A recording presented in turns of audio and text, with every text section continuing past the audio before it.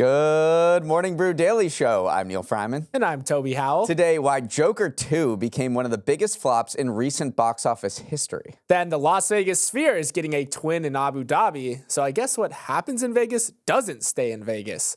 It's Wednesday, October 16th. Let's ride.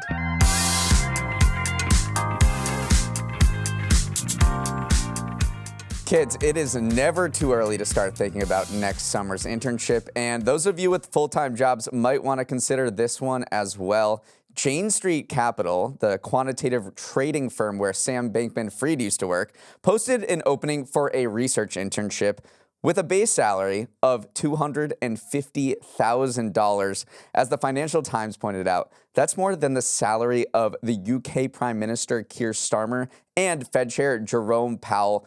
The best part, no finance background required. It's just a plus. These roles come with an important caveat, though, Neal. That is, this is only one part of the Jane Street total compensation, which includes an annual discretionary bonus as well. So God forbid that your comp was only $250,000. I mean, a pittance. What if, what I was thinking is, what if you just end up doing classic internship things where it's like getting coffee, like sitting at your desk pretending to look busy, but you're making more than the Prime Minister of England along the way, annoying everyone. These are all the internship things that I did. I don't know about you, but. Yeah, I mean, basically. But if I was getting paid $250K a year, I would do them gladly. I mean, if you work anywhere at this firm, which is growing so fast, it's becoming a huge part of Wall Street, the average compensation for each employee is $900,000. See, it's a pittance. That's why you need that compensation. You need that extra bonus. And yeah, I think if you do make it through an internship there, you do become Prime Minister of England. So it's actually a pretty nice little bonus right there.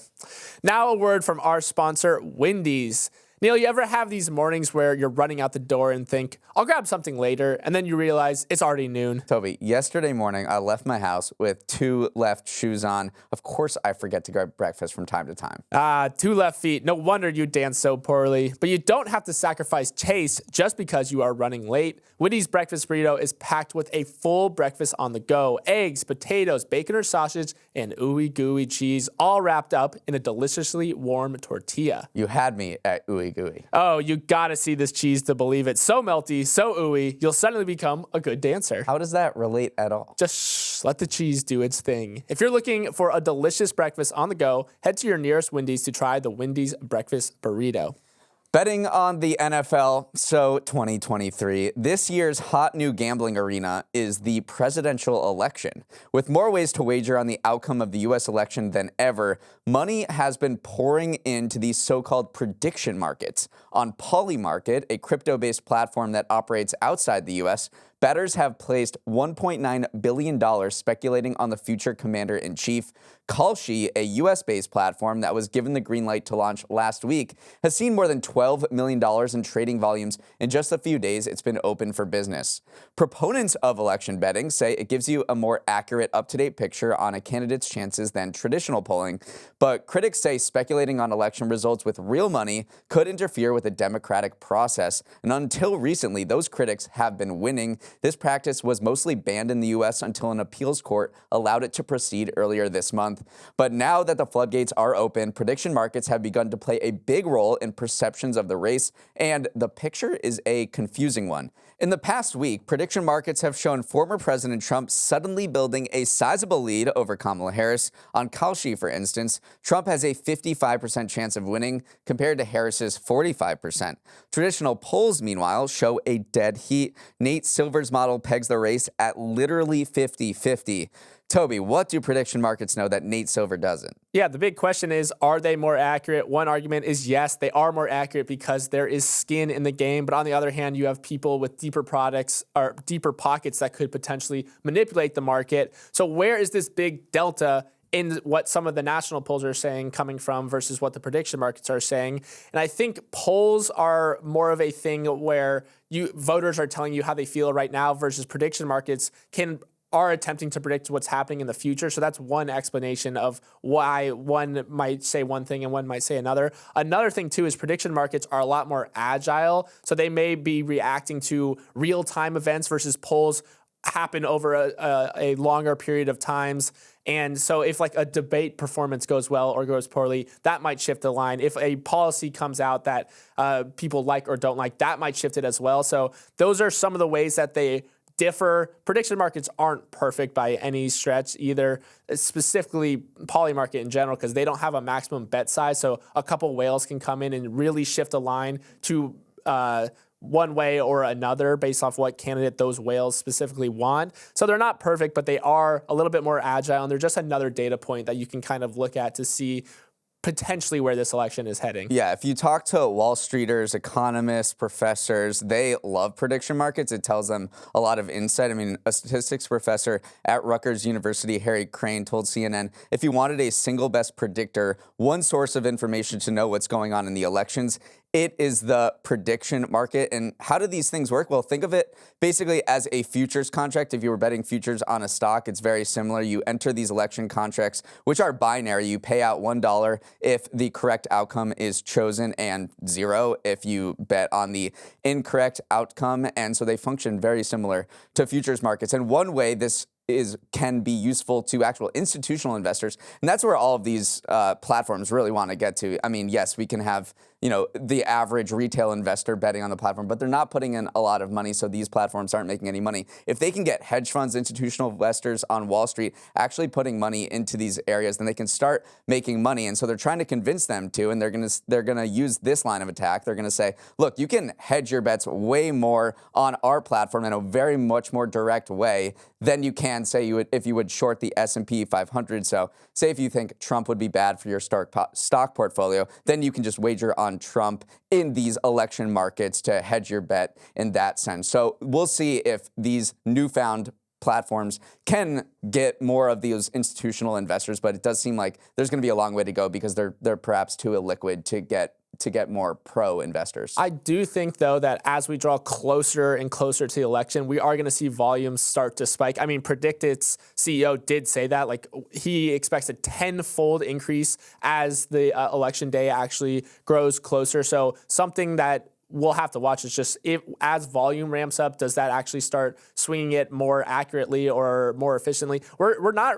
This is really the first election where prediction markets are part of the story in a big way. So I guess we will be able to see potentially which one has been more accurate throughout the lifetime. Is it the polls or is it actually these prediction markets where there is money on the line? So this is going to be like the first real experiment in this prediction market era. Yeah, and they've been, they have been scandalous before. In other countries in the world, like the UK, it's completely legal to bet on elections. And remember this summer during the UK elections, we talked about a lot of those betting scandals that happened over there. I mean, one candidate bet 8,000 pounds on himself to lose.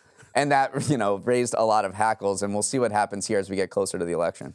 Quick pop quiz here. What is the worst performing stock in the S&P 500 this year, Neal? It is Walgreens Boots Alliance. Didn't give me a chance to answer. Thank you, Neal. But when you hit rock bottom, there's only one way to go, and that is up. Yesterday, Walgreens announced its fourth quarter earnings, which topped estimates, sending its stock soaring 15%. But it wasn't just a 6% beat on revenue that got investors looking on the bright side. The retail pharmacy giant is also closing 1,200 stores by 2027, approximately 10% of its locations. Wait, what? Its stock soared on news it was closing stores? Yes, store closures led to investor ebullience because in investors' eyes, shuttering underperforming locations was one of the only ways to achieve the cost cutting it was after. Walgreens has around 8,700 locations in the U.S., but about a quarter of those are unprofitable according to the company.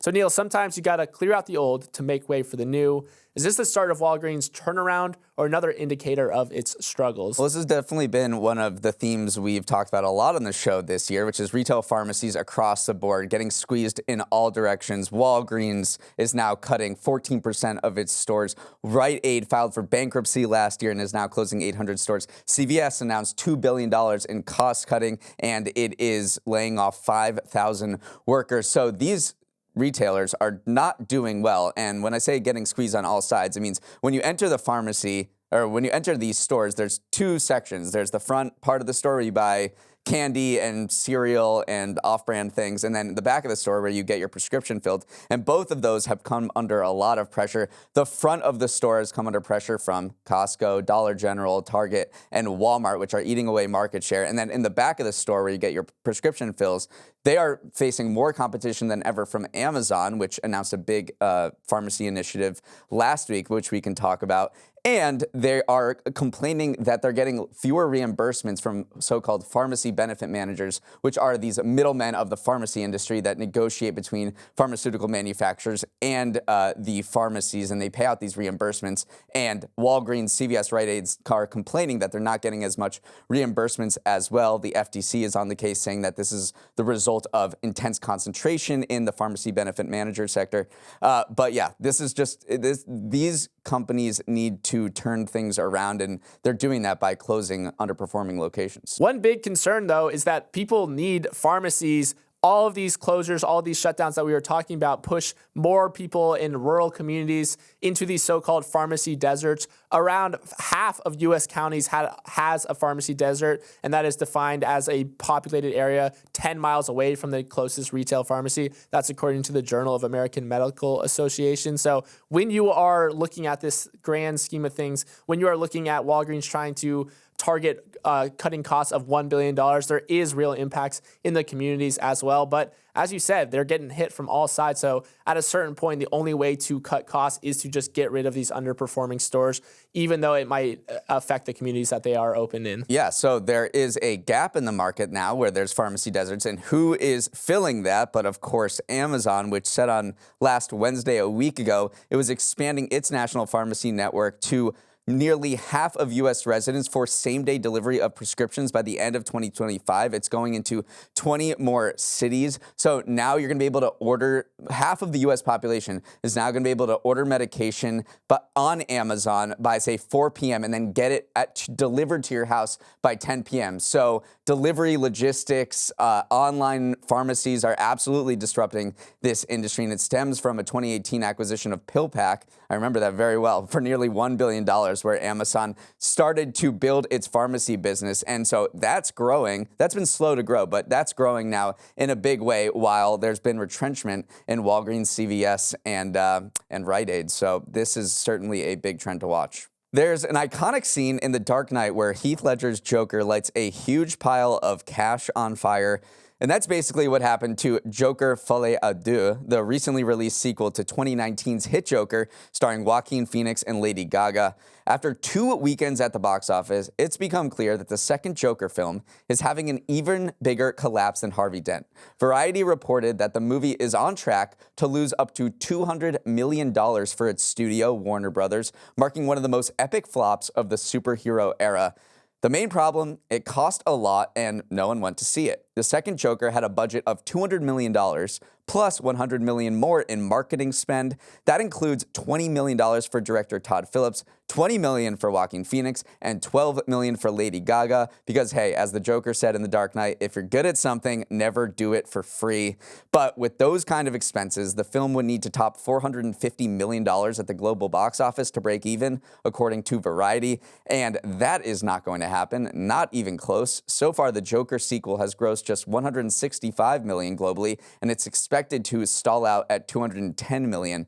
Toby, this was very surprising considering the first Joker was a massive hit with $1 billion in ticket sales. What went wrong? Well, I'll tell you what went wrong. The movie stinks. People don't like it whatsoever. It has a 33% on Rotten Tomatoes right now. CinemaScore gave it a D. It's just not that good of a movie. A lot of people are saying that they just overthought it. They turned it into a quasi-musical. There's multiple musical numbers throughout it. So everyone went there watching it and saying, what the heck is going on here? And you kind of have to take it as it goes, because Todd Phillips, which is the director, took this big risk, made this very dark superhero film in the original Joker, and people loved that because it was a departure from kind of like the bubblegum pop that was Marvel. They wanted a darker, grimier Joker. And then this time he took another risk and made it a musical, introduced Lady Gaga to it, and people just really didn't like it. So I think it's just a case of maybe He got an unlimited budget. The first one did so well. Warner Bros. Said, all right, we trust you. Do whatever you want with it. And maybe they went a little too far artistically. Yeah, it's just kind of crazy to see how far this fell from the original Joker, which was one of the most profitable superhero movies, I guess you can call it a superhero movie, ever made, because that was budgeted as just $65 million compared to the $200 million that Joker 2 was. And that made over $1 billion in the box office. So whenever you have a movie that made $1 billion at the box office, that is just basically a guarantee you're going to get a sequel. But the director, Todd Phillips, who we should note did Old School and all 3 Hangovers, so he has quite the reputation, kind of did what many called kind of a middle finger to fans of the Joker by turning this into a musical and going away from what people liked about the first movie. So maybe now you can't just totally rubber stamp a sequel when something makes $1 billion, because it could flop hard and cost you $200 million on the back end. And the funniest part about this whole saga is that Joker 2 wasn't even the top clown movie at the box office. There's this movie called Terrifier 3, which is this sort of B-grade slasher film with a budget of just $2 million. That opened at #1 in the North American box office, outgrossing Joker 2 $18 million to just $7 million. So, I mean, there's some beautiful symmetry there that this B-grade movie is actually outperforming one of the biggest box office, or what should have been one of the biggest box office tentpoles this year. Up next, the Victoria's Secret fashion show is back. After a 6-year hiatus, the famed Victoria's Secret fashion show spread its wings once more last night. Its models returned to the runway for the first time since 2018, the first show since the brand hit pause on the event, following widespread backlash connected to body positivity, the Me Too movement, and offensive comments from its chief marketing officer at the time. But it wasn't your same old VS fashion show. Yes, some familiar names like Tyra Banks and Adriana Lima made an appearance, but in search of a wider audience, the show was made available on Amazon Prime's streaming service, so you could easily shop the looks on Amazon in real time as the models did their thing.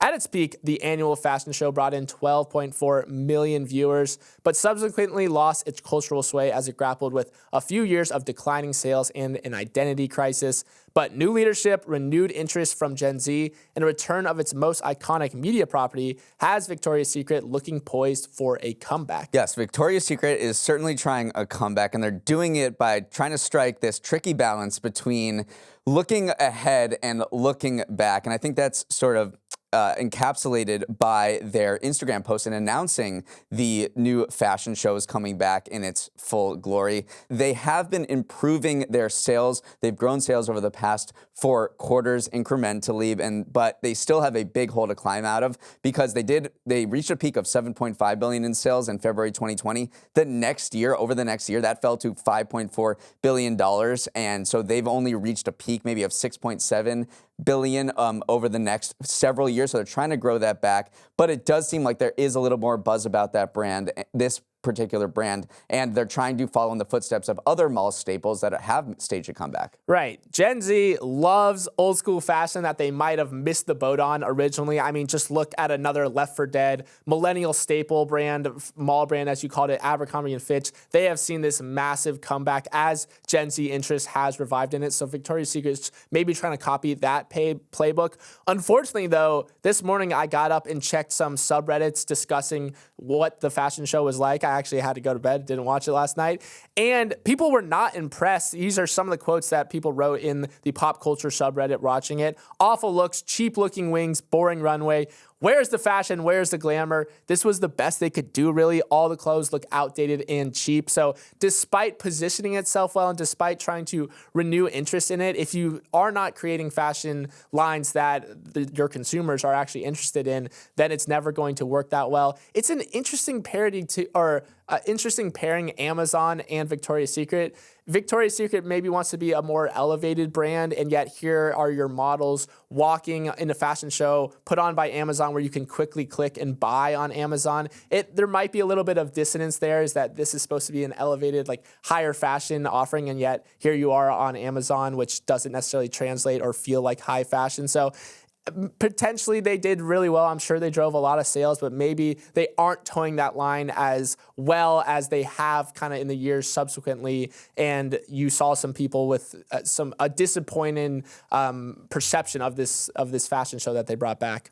Soon, when you say you're going to a show at the Sphere, you're going to have to identify which one, because the number of spheres is doubling from 1 to 2. Sphere Entertainment, which operates the futuristic venue in Las Vegas, announced it was opening another Sphere halfway across the world in Abu Dhabi. No details yet on when construction will begin, but for Sphere CEO James Dolan, the owner of the Knicks and Rangers, it's a sign his grand plan to blot the earth with spheres is starting to take shape, the shape of a sphere. The vision for Sphere has always included a global network of venues, he said, and today's announcement is a significant milestone toward that goal. For Abu Dhabi, the capital of the United Arab Emirates, building a Sphere is also part of a grand plan, that being to boost tourism to nearly 40 million visitors a year by 2030, up from 24 million last year.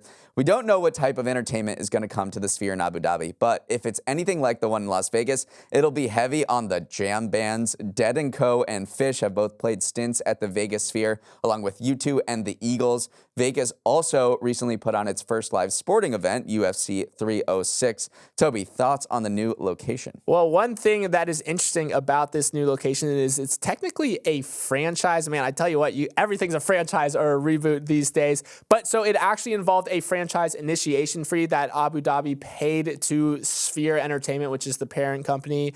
Abu Dhabi is on the hook for financing construction, paying that financing fee, but then they will also be on the hook for recurring fees to use Sphere content, to license its technology, to license its IP, because you can't exactly just queue up a YouTube video and put it across their screens. It does take proprietary technology. So that is the business model that James Dolan wants to advance here, because the original Sphere cost $2.3 billion to construct, so he does not want to go down that construction rabbit hole. He'd rather just get that franchise initiation fee, get those royalties on top of it, let Abu Dhabi assume most of the construction risk. So this is clearly the model that he wants to advance going forward. And this was not the first choice for the second Sphere.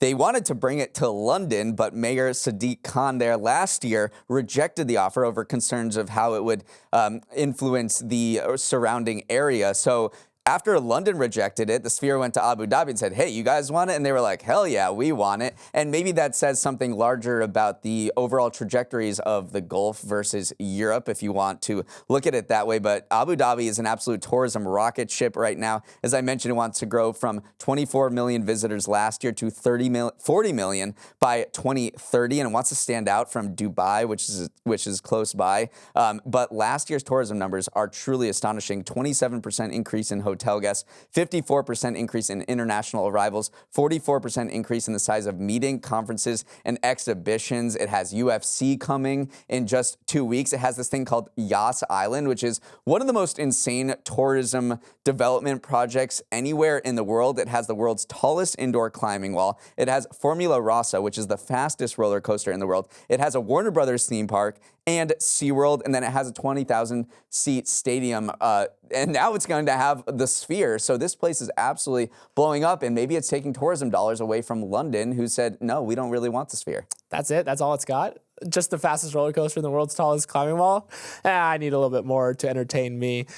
All right, let's move on. What's in a name? Shakespeare uses that in Romeo and Juliet. But if you're a new sports franchise coming to a major city, there's actually a lot in a name. Just ask Boss Nation, the latest National Women's Soccer League expansion team, to unveil its branding. That's BOS as in Boston and Nation as in Nation. And if you get some Boss, BOSS energy from the name, that's on purpose, according to the team. It's also, as the brand experts that worked on the project eagerly pointed out, an anagram for Bostonian. One thing the name definitely is out there. It is a departure from typical naming conventions when it comes to sports teams, but expect more unconventional names to start popping up, particularly as women's sports leagues continue to add new teams, which then have to navigate through a sea of already taken animal monikers to forge new paths with recognizable and trademarkable identities. So that is how you end up with a team name like Boss Nation. Neal, do you like it? No. You don't like it? No. No, I reflected on it, and it just seems kind of dumb. And I would say a lot of the internet agrees with me. I'm just going to read some of the reviews. It sounds exactly like what someone who's completely out of touch but trying to be culturally relevant would come up with. A team that sounds like ChatGPT prompt for a soccer team named by frat boy consulting executives. So I would say largely people are not happy with this name. They should have, one idea that they maybe should have gone with is the Boston Commons, which people do like, but it does speak to this larger issue, which is that North America has so many sports teams. It has obviously the big four, MLS, and then the growth of women's sports has put even more pressure on teams to find unique names, ones that aren't trademarked. So you have 3 new NBA teams coming. Toronto, the new one of the new ones, is like, yeah, we are crowdsourcing this because literally we went through all of the names and they're all trademarked. And there is a professional women's hockey league now that is 6 teams that they just named. So honestly, you're just like running out of names to possibly do. So maybe we're going to start seeing more conventions like Europe where they just say the name and they say blank club, like Liverpool Football Club or Barcelona Football Club, and you just say the name of the city, which is kind of what Boston's doing here. That's what the Professional Women's Hockey League started out doing. They had 6 franchises. They didn't give them names yet. They just called them the team, the city that they were located in because of those issues. They're like, you can't start going down the branding rabbit hole without having all your ducks in a row because it is so difficult to find the trademarks. The Toronto WNBA expansion team was like, we have to navigate 2 countries' trademark laws, so that has been a disaster. It feels hard. Would you be the type of sports organization that would open it up to fan input right from the start? We just saw the Utah Hockey Club did this. They had this bracket of names, the Yeti, the Blizzard, and they allowed people to vote on which ones they liked. They actually settled on Utah Hockey Club, which is maybe the... Did they? Yeah, that's what I think. Well, that's what they are for the first year, but there's 6. Oh, they're still going through the process. So you can either open it up to fan input like that, or you can just go like branding agency, kind of like Boss Nation did. So which one would you do? Well, it seems like you're trying to straddle the line like Washington Commanders did. They've named themselves Washington Football Club for the first year, which seems to be convention. When you're a new team, you just put the blank club, Washington football team, and then you solicit fan input. Maybe you get fans to narrow it down, kind of exactly like what Utah's doing, but you obviously reserve the right to ultimately make the decision because you do have trademarks that you know about and can't violate. The fans have no idea, but the fans might get some good ideas and it makes them feel more a part of the community. So I think I would exactly do what Utah is doing, which is help fans or ask fans to narrow it down so they feel part of it and then just say like, we'll make the final decision from here because we just, we can't totally listen to you because it might be illegal. One final trivia question for you because I looked this up and I want to hear your answer. What can you name the #1 most popular team name across all collegiate athletics? This also includes attached adjectives, so it can have like blue or golden or something in front of it. Wait, I knew this at one point. What do you think is the first one? Is gonna, you're gonna think Tigers initially, but it's not Tigers. Tigers is 3rd. Yeah, I will say, damn, I knew this at one point. Bears. It's not Bears. It is Eagles. There's 108 team four-year college teams that are using Eagles. I gave you a hint there because I said flying or fighting or golden or blue in front of it. So Eagles is at 118. Hawks. This is from Wikipedia, so I guess take it with a grain of salt. But Eagles, Hawks, Tigers, Lions, and Bulldogs. Those are the top 5. Boston College. Boston College. All right, that's all the time we have for today. Thanks for starting your morning with us and have a wonderful Wednesday. Getting a little chilly out there. Fall has definitely arrived. For any questions, comments, or general feedback on the show, send an email to morningbrewdaily@morningbrew.com. And if you find Morning Brew Daily a useful part of your morning, please share it with friends, family, and coworkers, or ignore all that and just take Toby's recommendation. My recommendation is to share today's show with someone who you want to go see an R-rated clown movie with. I won't say which one you should choose between Joker and Terrifier 3, but just please choose wisely. Okay, let's roll the credits. Emily Milliron is our executive producer. Raymond Liu is our producer. Olivia Graham is our associate producer. Uchenna Ogu is our technical director. Billy Menino is on audio. Hair and Makeup is officially making the switch from iced coffee to hot coffee today. Devin Emery is our chief content officer, and our show is a production of Morning Brew. Great show today, Neal. Let's run it back tomorrow.